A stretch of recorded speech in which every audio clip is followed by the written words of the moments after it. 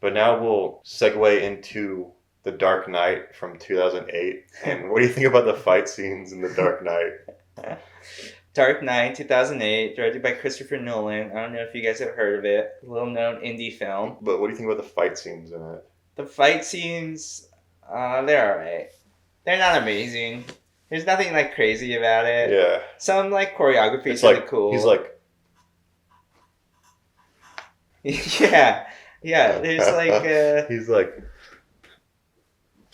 Yeah. There's some, like, really cool scenes, though. Like, the driving scenes are really cool. Some of, like, the stunts are really cool. Like, where Batman, like, it's, like, smacked up against a wall, you know? Or, like, when he jumps down onto the car at the beginning with Scarecrow. No, like, there's really great action. It's one of the greatest action movies of all time.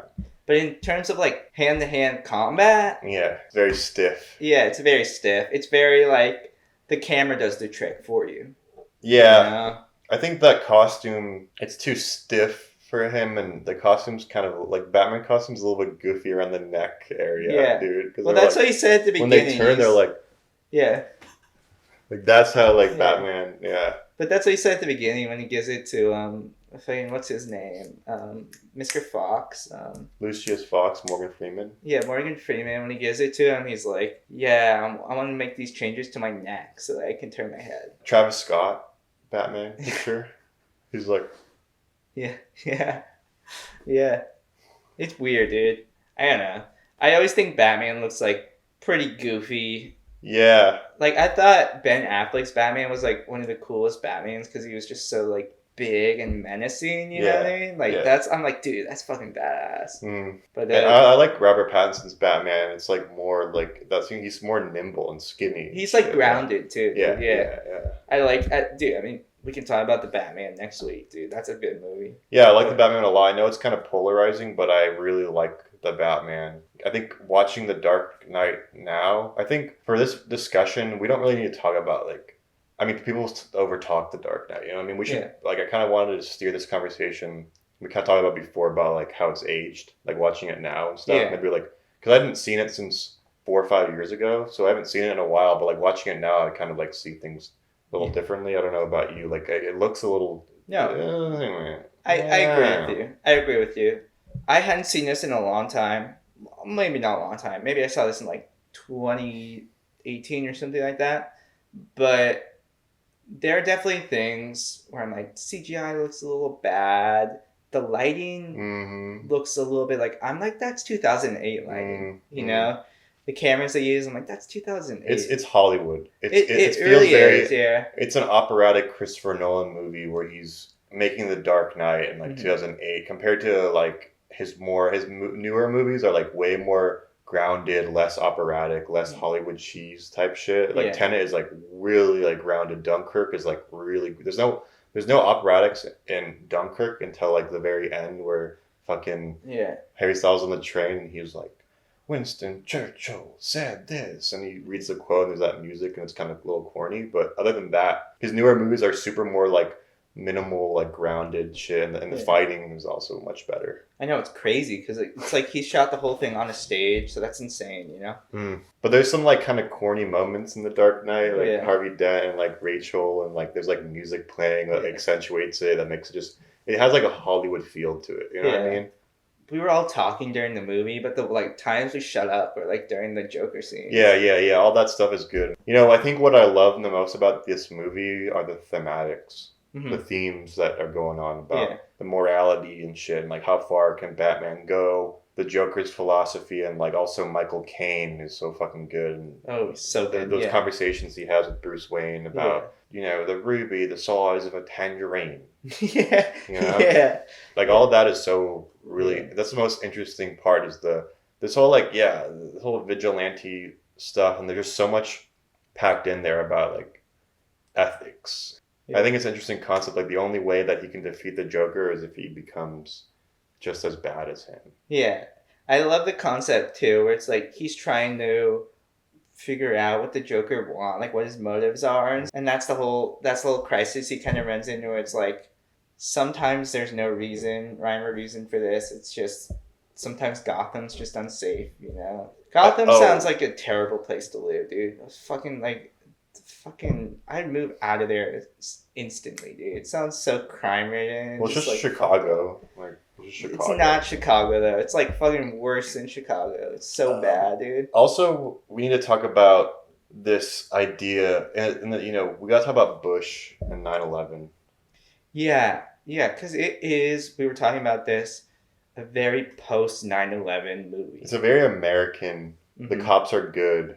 9/11 type movie. Well, these shots of buildings like burnt down and in the rubble and type of shit like that, And very much like a kind of militaristic fantasy movie. Yeah. Especially Christopher Nolan's Batman.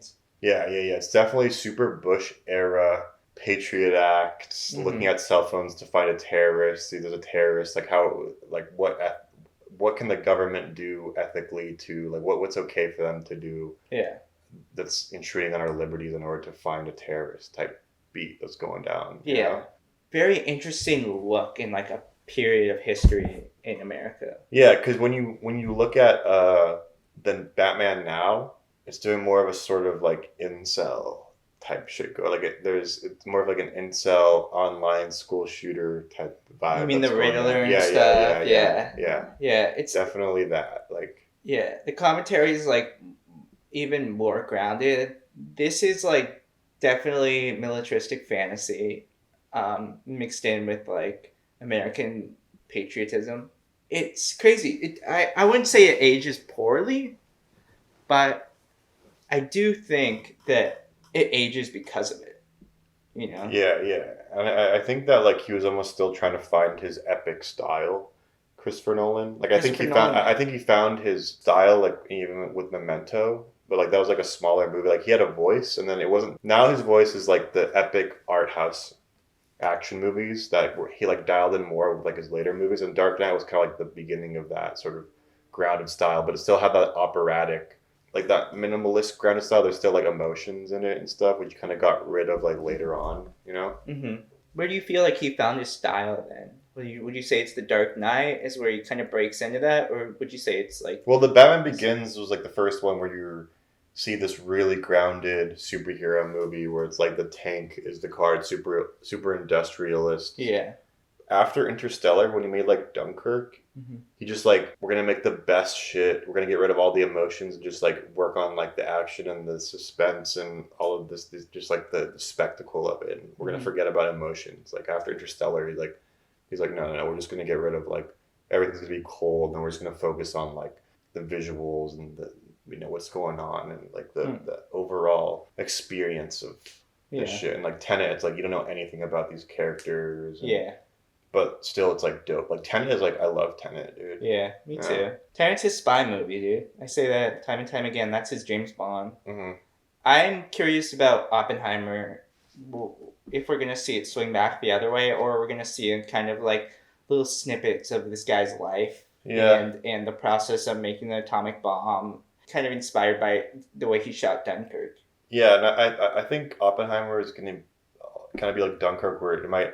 I mean, it is called Oppenheimer, and Cillian Murphy plays Oppenheimer, but it's going to be an ensemble kind of cast. Maybe we're going to be jumping around a lot from different characters, in Dunkirk. Yeah. It's not going to be just one main character. Heath Ledger's Joker is still really great. He's still so good, dude. Watching him again, I didn't realize how much I missed seeing him. It's such a shame that we lost him at such a young age because he's such a talented actor, dude. He's such a good character actor. And I felt, watching him, I felt sad because I felt unfamiliar with him. I was how much of that is Joker's voice? How much of that is Heath's voice? Yeah, we'll never really know. But he kind of just gave his whole life to this one role that became legendary. Yeah. So good. Such a good commentary on just society, and it has a noir feel to it as well, where it's everything's so big that you can't stop it. Yeah. And he eventually just takes the fall for everything just so that Gotham can have this hero represent them. What do you think about Harvey Dent and stuff like that? He's a little corny. Yeah. Aaron Eckhart, I think he's a good actor and everything. Looking back on it now, when I was a kid, I was this guy's good. He's standing up for what he believes in. He's trying to make a change in this city. And he really is kind of taking this bigger-than-life political character. Mm-hmm. But watching it now, I'm going through what we've gone through in like the past couple of years and how like political people want to be nowadays, it felt very like corny and dated. Yeah, and I think this whole thing about like in this movie, like the cops are like pretty good people. Yeah. Whereas now it's like the opposite, and like the cops in the Batman movie are like fucking huge assholes, and also you see it in the Spider-Man movies from the 2000s, the Sam Raimi Spider-Man movies. They're like very much American, like cops are good. Yeah. Like there's a part in Spider-Man 3 when he comes back to fight all the three villains, and then he like lands right in front of the American flag. And all the cops are there and shit. And he's like talking to the cops, and he's like, "What do I need to do?" And they're like telling him shit, and he's like collaborating with the police, you know? Yeah. That's not the case anymore. Right? No. Or at least for now, right? Yeah. It's funny because you were talking about how when we came back, we're driving back, you're saying every single line of dialogue in that movie had to do with something in the story. There's no filler. There's no, oh, hey, what'd you have for lunch? No, there's no small talk. It's all just about what's going on in the movie and the story. You know? Yeah. All of Christopher Nolan's movies are kind of just like that. Nothing is wasted. It's just like... Yeah, like every line of dialogue when Bruce Wayne's Bruce Wayne, he's actually Batman. He's actually like fishing for something. Mm-hmm. He's actually trying to see if Harvey Dent's like a good dude or not. Yeah, it's interesting. It is interesting. Mm-hmm. I don't think that... And the Joker never finds out who Batman is, right? The Joker? Yeah. No. Yeah. I think like my favorite scene is like the bank robbery in the beginning. It's so good. Oh my god. It's so good. Just the way they like use the like crane shots and like the zip lines and everything, and just it's a great scene. Yeah. The whole movie's good. I will say though, watching this now and feeling how dated it is, I maybe have a little less appreciation for it. And that's hard to say. Yeah, right. Because it is such like a pinnacle movies for us. Yeah. And like young dudes growing up in the 2000s, you know, it's Dark Knight. Like that's like it started a lot of bad trends in cinema. Yeah, it really did. But the thing is, like, it really made me appreciate Heat a lot more. Yeah, dude, Heat is actually better, dude. Just thinking about Heat and how it stood the test of time compared to this. Yeah. You know. No, Heat is like more realistic and like dialed down with the style and like doesn't have the super operatic type shit. And like I think Heat is better. Yeah, me too. Like Heat is like really good still. Like it came out like 1995. Yeah. You watch it now, it's still like fucking so good. Yeah. It's so realistic and like so well done and like not dated at all. No. And The Dark Knight is like kind of dated. I think if you're into that Hollywood superhero movie style, then you know you probably love The Dark Knight. I mean, I like The Dark Knight. Yeah, I love The Dark Knight. I still love the movie. Do you still feel like it's like your favorite Christopher Nolan movie? Because when we did the rankings, you had it number 1, right? I did. I had it number 2, but now I'm debating if it is my number 2 anymore. Now I'm debating if it's number 1 for me as well. I might move Dunkirk above it. Honestly. Yeah, like I might like. I mean, I had Memento number 1. I might like some other movie. I might like Tenet more. Just which is kind of funny to say that, but I don't care, dude. Like Tenet is overhated, but the action is cooler in Tenet. Yeah, just because it's like more new. You know, it's like every time Christopher Nolan makes a movie, it's like very new. It's just like a discussion we're having. It's not. Yeah, I mean, it's our opinions too. Like we don't have to fucking change our opinions for other people. You know. Mm-hmm.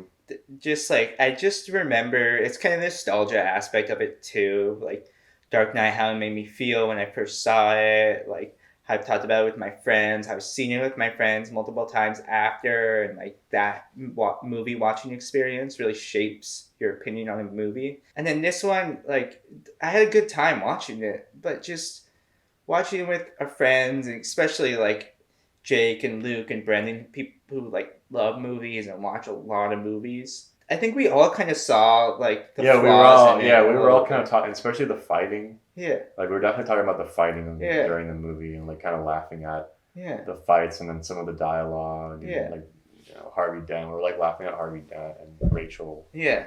And stuff, some of the characters are like the dude who's it's super dramatic. Yeah, it's super dramatic. And like the dude who's like gonna sue Batman. He's like, I know who Batman is. Oh yeah, I love that guy. He's such a little sneaky little little snake. Little rat. Yeah.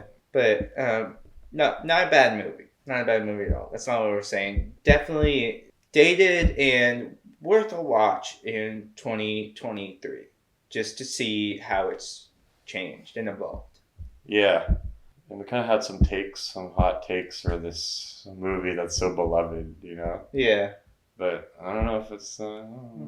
Just our opinion, dude. Yeah, our tastes have changed too, right? Yeah. I think Heat did it better, even though it kind of copied Heat. Well, it's funny because the aspects that I really love about Heat, which is this super professional, thief versus this kind of dark cop, the cat and mouse kind of chase they have with one another. Yeah. Were all aspects that I still love in Dark Knight. Mm-hmm. The aspects of the Joker versus the Batman, and how it's the Joker craves this cat and mouse kind of game.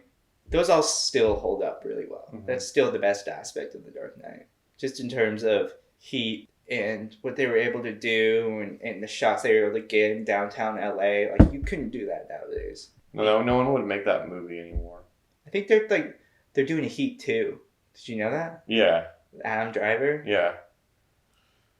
I gotta watch Ferrari and see where we're at with Michael Mann nowadays. Yeah, because you aren't a big fan of Miami Vice. No. Yeah, some people swear by that movie, but apparently there's a director's cut. Did you watch that version? No, I don't think so. I don't know. Miami Vice is the people like it because I think they like the overall vibe of it, even though it doesn't make any sense. And when the action scenes happen, you don't feel anything because the stakes, you don't know what the stakes are, and you don't care about any of these characters and shit. I haven't watched it since 2009 or some shit. But anyway, anything more you want to say about The Dark Knight? It definitely shaped superheroes nowadays. It shaped the movies we watch. MCU wouldn't be as big as it is today without The Dark Knight. The Batman wouldn't be here without The Dark Knight. No. And I think that's really cool, and you can't understate that enough. I just hope they don't bring back Christian Bale's Batman in the multiverse. Dude, they might when he's fucking 60. Who's that? No. I'm the Batman. Yeah, I don't think so.